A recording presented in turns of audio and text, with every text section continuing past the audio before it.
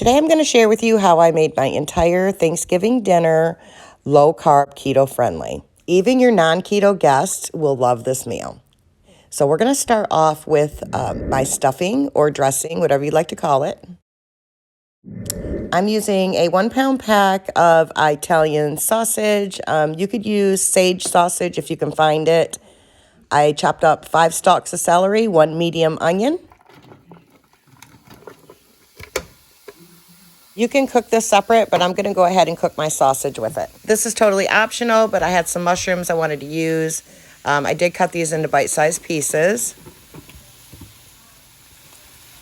And then you just want to add whatever seasonings that you would normally add to your stuffing. I'm going to add a couple of tablespoons of poultry seasoning, a little bit of salt and pepper, a couple of tablespoons of sage. Now, you add this to your own taste. I like a lot of sage, so I'm adding a lot of sage. I have some garlic powder. And for the bread, we're going to use Sola bread. Now, I got this at Walmart. It's only 2 gram net carbs. It is a little bit pricey. I paid like $4.50, I think. But this is the closest thing to bread that I have had in a long time. I haven't eaten bread in so long. This is delicious. I make toast with it, grilled cheese with it. So I'm just going to cube this up into little small bite-sized pieces. Put it on a cookie sheet. Bake this about 350 for around 15 minutes or so until nice and crispy. You can also make this in your air fryer. Next, I'm going to add in 2 eggs just to help bind everything together. Next, I'm adding in 2 cups of low-sodium chicken broth. Make sure it's low sodium. It's very important. Otherwise, it'll be way too salty.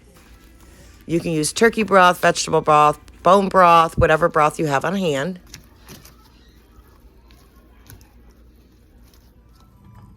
So I'm just going to put this in a casserole dish. This is a 9 by 13.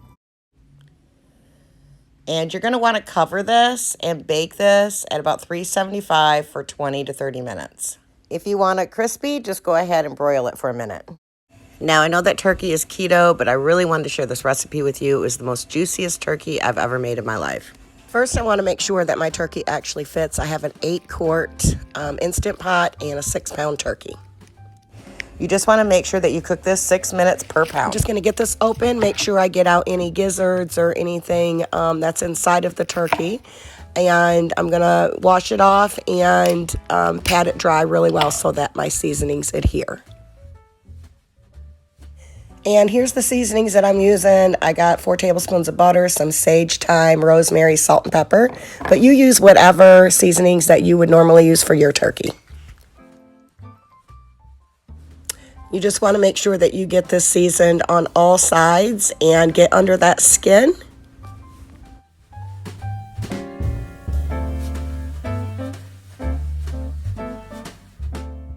Next, I just added in 2 cups of chicken broth. You can add in more or less depending on how much gravy that you want. Go ahead and put your trivet in. Put your turkey in breast side down. I'm going to go ahead and stuff this with a couple of celery stalks that I cut up and a half an onion and about 5 or 6 baby carrots. This is totally optional. This is going to cook pretty fast. We're going to set it high pressure for 36 minutes, and look how beautiful it turned out. So I'm going to go ahead and drain this, put the juices back in. To thicken it up, I just added in 1/4 teaspoon of xanthan gum. This turkey will absolutely melt in your mouth. It is by far the juiciest turkey breast I've ever made myself. I hope you guys give this recipe a try. Let me know in the comment section if you do.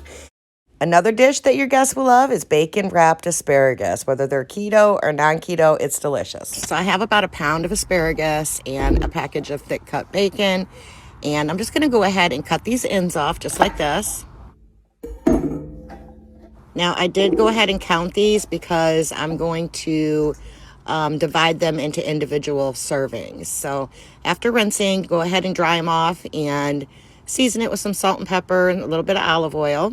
So I just went ahead and counted my asparagus and I divided them into 6 servings. So about 8 asparagus per serving. There's 6 of us. Okay, I don't want to overlap my bacon. I want it to cook evenly. And you could definitely make this into smaller portion sizes and just do like 4 asparagus and get 12 servings out of this and just use a half a piece of bacon. Now I'm going to put these on a cookie sheet lined with foil for easy cleanup. And we're just going to top this with some brown sugar. I'm using Swerve. And this is just going to give it a nice, sweet, crispy topping. It's going to be delicious. And we're going to go ahead and bake this at 400 degrees for about 22 to 28 minutes. Ooh, this smells so good. So I cooked this about 30 minutes because I have this thick sliced bacon. So I guess just keep an eye on it after about 20 minutes. That's what I did. I'm just going to top it with some green onion. You could do some parsley. I'll be honest, I'm not even a big asparagus person, but this dish was amazing. And there you have it, a great keto side dish idea for your next Thanksgiving or Christmas dinner. Next, I made a cranberry JELL-O salad, one of my favorite things to eat. I have a 12-ounce package of whole cranberries. And you're just going to add this to a pan. I'm going to add in 3/4 of a cup of water. Usually you would add in a juice of an orange, but we know that has carbs in it, so I'm just going to add the zest, and the kids will eat the orange later. I'm adding in the juice of 1 lemon. I'm going to add in 1 cup of confectioner's sugar. I am using the Swerve.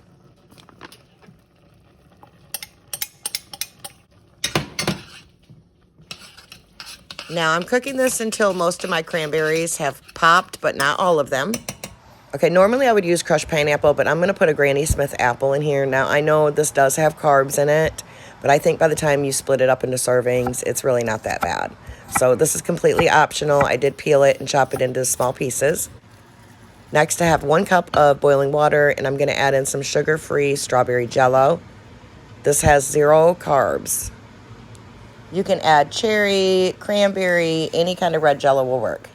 I'm just going to mix this for about a minute or so until my JELL-O dissolves. I'm going to go ahead and throw in my apples and 1 cup of cold water. Next, I'm going to go ahead and add in my cranberries that I let cool. This is something I make ahead of time. I make it the day before. I like to top it with some pecans, and I'm going to cover this and refrigerate this overnight. Okay, this has been refrigerating overnight, and this is what it looks like. I did get into it a little bit to make sure it tasted okay, and it was amazing. Eat this with some stuffing or turkey. You don't have to give up your favorite things. You just have to modify them. Another great side dish that's low carb is deviled eggs. Just replace the sugar with some sweetener. Add some bacon, and top it with some dill, and there you go, another side, low carb.